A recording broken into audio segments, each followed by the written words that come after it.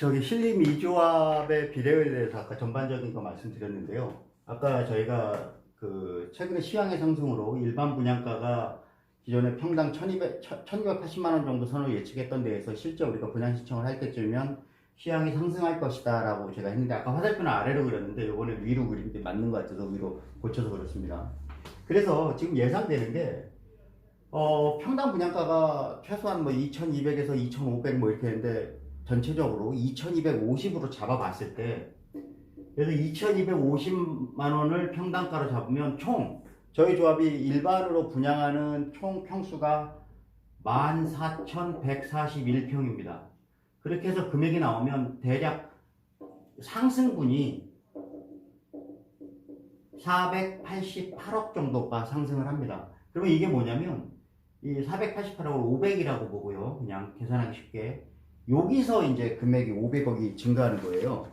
그러면 이게 플러스 500이 되니까 합치면 3,194억 원이 되는 거죠. 그럼 이것도 7,183억 원이 됩니다. 그러면 우리가 들어가는 비용은 6,670억인데 버는 돈은 7,183억인 거예요. 약 500억 이상을 벌게 되는 거죠. 그렇게 되면 이 추가적으로 버는 돈은 뭐 재개발 조합 사무실이 가져가는 것도 아니고 시공사가 가져가는 것도 아닙니다. 논리상은. 여기에서 얻어지는 수익은 모조리 우리 조합원들이 공동으로 누려야 되는 이익으로 돌아가는 게 정상입니다. 그런데 지금 이렇게 늘어나는 게 만약에 다른 데서 반영이 안 되고 그대로 조합원들의 이익으로 돌아온다면 그거를 여기 와서 7,183억으로 적고요. 정비사업비는 똑같습니다. 4,620원 늘어나지 않고. 그러면 2,563억이 되겠죠. 이때 비례율은 100.6%에서 정확히 125%로 상승을 합니다. 이렇게 비례율이 상승을 한 게 조합, 아까 제가 말씀드렸듯이 조합원의 이익으로 돌아와야 된다는 거 제가 말씀을 드렸습니다만은, 그 조합으로 이익으로 돌아와야 된다는 게 어떤 의미냐면은, 예를 들어서 지금 최근에 국공유지 불화를 계약을 했는데 A라는 사람이 토지 불화를 1억을 받았어요. 1억을 불화를 받았으면 이거를 뭐 5년이든 20년이든 불화 납부를 하겠죠. 그러면 이 1억에 대한 가치 인정을 아까는 원래는 100.6% 해준다 그랬잖아요. 처음에 그 비례율을. 근데 요번에 125% 해준다는 요 100.6%라면은 이거는 1억 60만 원으로 쳐준다는 거예요. 그러면 겨우 60만 원을 재산 가치를 더 상승한 걸로 인정을 해주겠다는 얘기죠. 근데 만약에 125%가 된다면 1억을 불화받은 그 토지를 1억 2,500만 원으로 터준다는 얘기입니다. 그러면 이 경우에는 2,500만 원의 이익이 돌아오는 거죠. 이게 종전 자산 가치가 1억인 사람이 이런 거죠. 만약에 종전 자산 가치가 5억이다.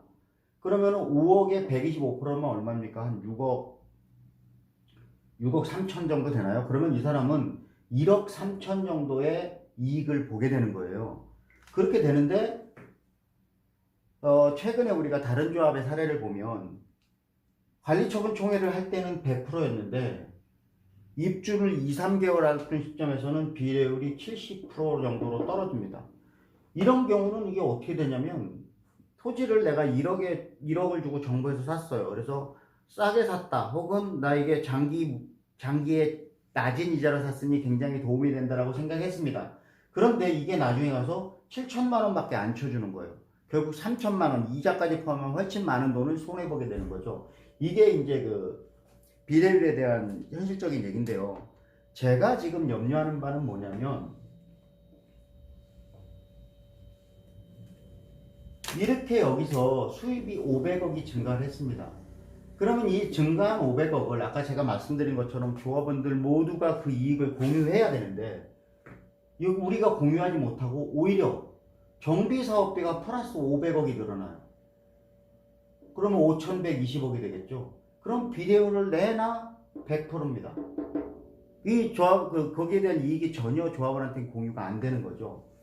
그래서 사실 우리는 이 정비사업비가 어떻게 변동이 되는지를 계속 주의 깊게 봐야 되는 거고, 사실은 이 정비사업비는 시공사하고 정비사업 전문가들이 이제, 사실 정비사업 전문가는 조합 편에서, 그러니까 조합원들 편에 서서 시공사랑 싸워줘야 되는 역할인데, 많은 경우 정비사업 전문가하고 시공사하고 손을 잡고 조합원들의 이익이 없어지게끔 하는 경우가 많이 있습니다. 그래서 저희 조합이 뭐 여태까지는 뭐 어떤지 제가 말씀 못 드려요. 앞으로 그럴 것이다 라고 제가 단언해서 말씀드릴 수는 없어요. 단지 그럴지 않아야 된다라는 거를 제가 지금 말씀을 드리는 거고요. 자, 그러면 제가 지금 생각할 때 현 상태에서는 우리 조합이 관리처분 총회를 앞두고 있고, 관리처분 총회 한 달을 앞두고서는 관리처분 총회 책자를 배포하게 돼 있습니다. 그때 지금 우리는 누구나 다 일반 분양가가 높아질 걸로 누구나 다 인식을 하고 있어요. 그렇다면 이 전체적인 거에서 비례율을 조정을 하든가 조합원 분양가를 낮춰주든가 아니면 종전 자산 가치를 높여주든가 이런 조치를 취한 상태에서 그 관리처분 총회 책자가 나와야 됩니다. 그런데 그게 안 나올까봐 염려가 됩니다. 이상입니다. 하세요, 선생님. 하세요, 선생님.